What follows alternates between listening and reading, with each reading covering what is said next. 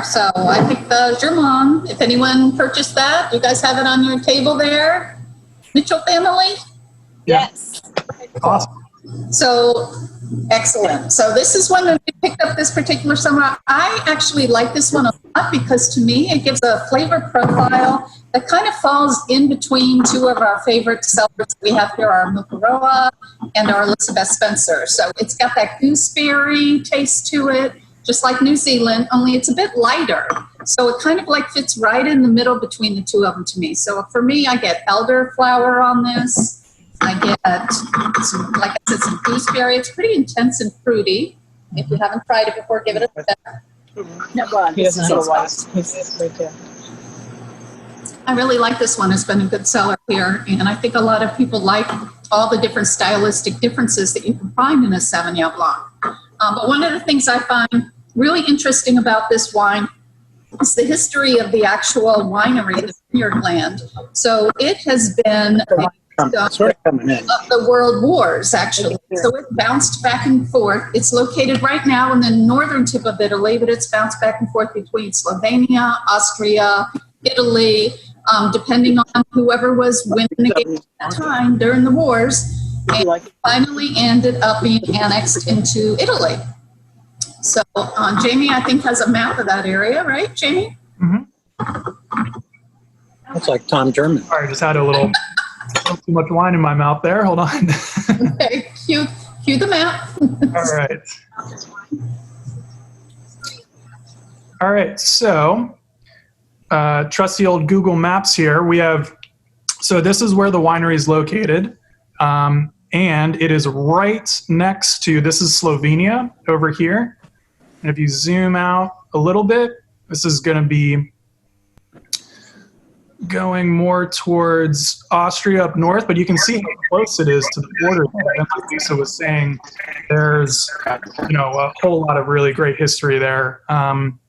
And I think this is kind of a cool shot too of one of their vineyards. Very cool. Yeah, makes me want to go on vacation. But it's, I love this wine.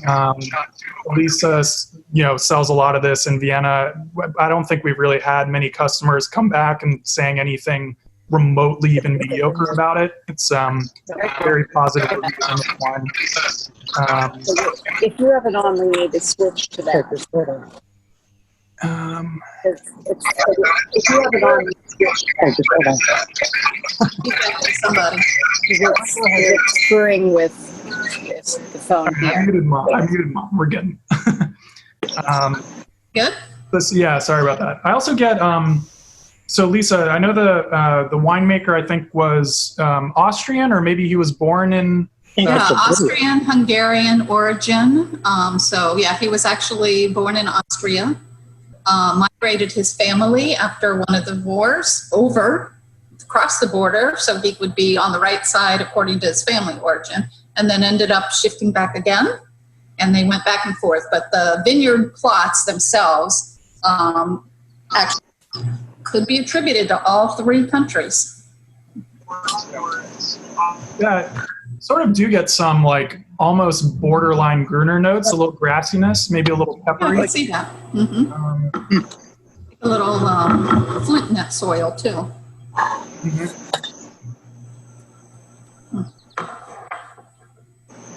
Yeah, I really think that It's good. I'm not a white wine. it's sort of a Sauvignon Blanc where maybe if somebody's not a big fan of New Zealand, but also wants something a little bit different, you know, just doesn't want to drink Sancerre over and over again.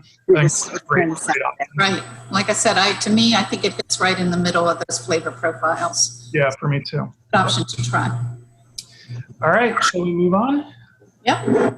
So the second one I'm doing is Brassfield. It's Cabernet Sauvignon. And I picked this one because I actually am not a big fan of Cabernet Sauvignon. But when I tasted this one, I was really surprised. So this one actually goes to the darker fruit side, the blueberries, the blackberries. You're going to get some black plum out of that as well. So you're going to pick up those notes when you're smelling it, as well as when you're drinking it. And you've got just a bit of that greenness in it.